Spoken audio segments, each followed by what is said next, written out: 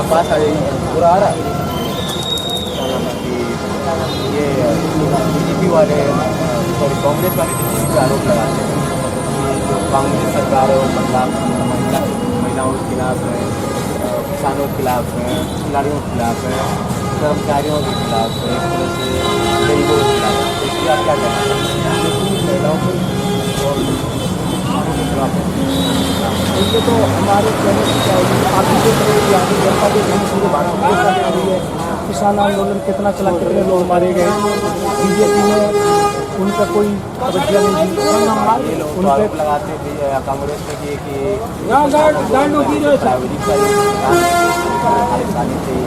आतंकवादी थे। अब ये किसान नीति को बताइए, किसान आंदोलन को ये भी मुझे भी कह दो कि मैं भी विदेशी हूँ, मैं भी यहाँ का नहीं।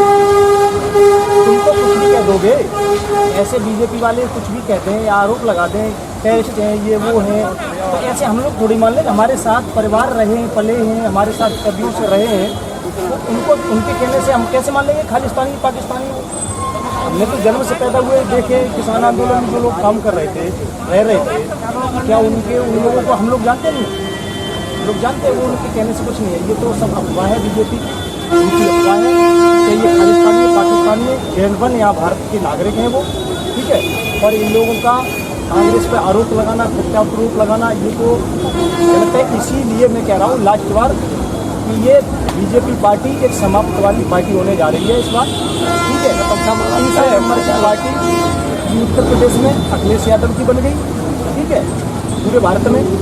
और सेकेंड तो अब ये बीजेपी है, फर्स्ट पे कांग्रेस जा रही है। यूपी में क्या पूरे भारत की बात करो, 400 पार का नारा जो एक साथ सबने मिलकर दे दिया। वही तो 400 पार का नारा दे दिया।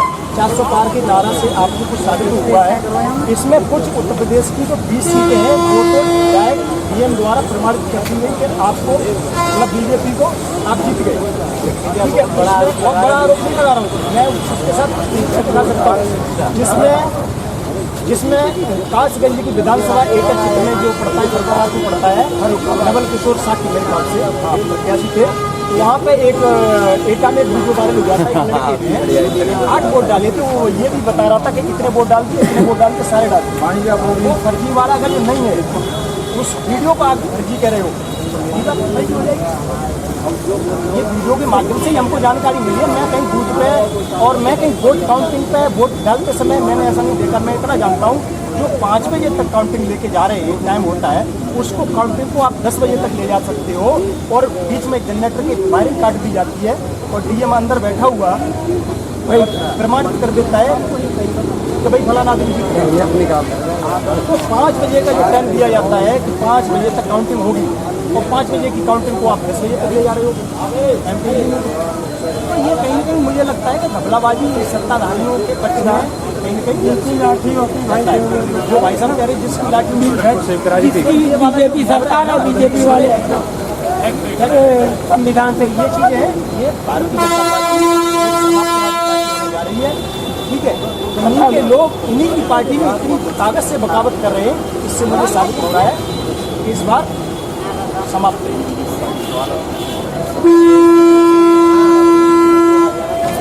हरियाणा के चुनाव ऐसा है, कोई फर्क इस पर नहीं पड़ेगा। इनका काम है लोगों को बदलना। शिवराज सिंह चौहान ने लाडली बहना योजना का प्रोग्राम बनाया,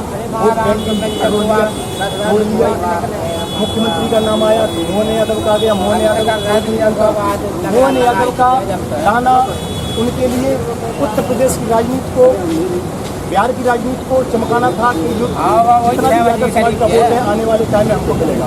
ऐसा कुछ नहीं हुआ। सीटें बहुत कम निकली, गठबंधन की सीटें कितनी ज़्यादा निकली, 400 पार वोट चला गया। सबसे बड़ा मुद्दा इन्होंने बनाया था राम मंदिर का। राम मंदिर अयोध्या से भी हार गई, अयोध्या से हार गए, टूरिस्ट इधर उधर से जा रहा दर्शन करने के लिए, उसकी भी सुविधा है। लेकिन अयोध्या वासियों के लिए उनके रोड तोड़ना, उनकी दुकानें तोड़ना, दुकानें समाजना, उनके हमारे मकान में, अभी मेरे गाँव में जाओ, मेरे गाँव में अगर गाँव खाली कर दोगे, तोड़ दोगे, किसी के पास कोई डॉक्यूमेंट नहीं मिलेगा। 3 दिनों से सदियों से चले आ रहे हैं, ठीक है। आप तोड़ दोगे, आप तोड़ने के बाद आप मुआवजा तो विश्वास पे दोगे कि आपके कागज आपके नाम होंगे तो दूँगा। जब कागज मेरे नाम नहीं, मेरे दादा का कागज चले आए तो कागज मेरे पास है ही, तो आप मुआवजा नहीं दोगे, फिर मैं क्या करूँगा? बोल नहीं आपको नहीं दूँगा। तो टूरिस्ट गया उधर से, वो अपना व्यवस्था उसकी बढ़िया की।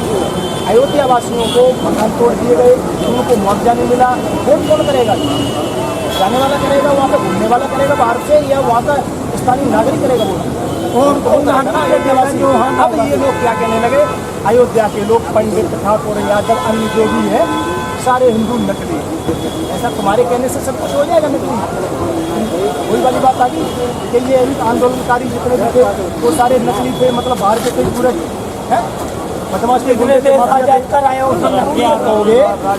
आजाद कराए नकली थे। इस चीज़ को हम नहीं मानते। धर्म के नाम पर राजनीति, राजनीति अलग चीज़ है और धर्म एक अलग चीज़ है। लेकिन कहीं न कहीं चुनाव आयोग की भी लापरवाही रहती है।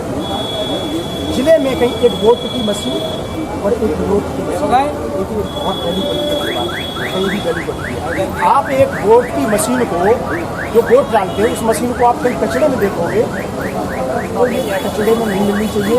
ये बहुत इंपॉर्टेंट मशीन होती है, इस डीएम की कस्टडी में रहती है। और डीएम को जब पूछा जाता है तो डीएम कहता है मुझे नहीं पता ये कहाँ से आई। जब डीएम को पता नहीं है, कचड़े में मशीन पड़ी है, तो इससे क्लियर हो रहा है लापरवाही हो रही है, लापरवाही, ठीक है। तो ये कहीं न कहीं आरोप बीजेपी पे भी लगते रहे और बीजेपी इन सारे आरोपों को नकारती रही है, क्योंकि वो जानती है करना हमें ये क्या कर लेंगे सत्ता में, हमें हिंदू खतरे में आ गया, तो हम भी हिंदू खतरे में आ गया। सुरक्षा मंत्री तुम्हारा, गृह मंत्री तुम्हारा, प्रधानमंत्री तुम्हारा, राज्य में सरकार तुम्हारी डबल इंजन की सरकार चल रही है, फिर भी हिंदू खतरे में आ गया। इससे पहले तो कभी खतरे में नहीं था। हिंदू खतरे में कैसे आ गए? हिंदू को कोई ऊँची चीज़ है, कोई गाजरमूली है, कोई को फाड़ के पकड़ के हिला देगा हिंदू को? ऐसे नहीं हिला पाएगा। लेकिन बात यह है कि हम इंसानियत के नाते से, इंसान है तो इंसान के नाते से आप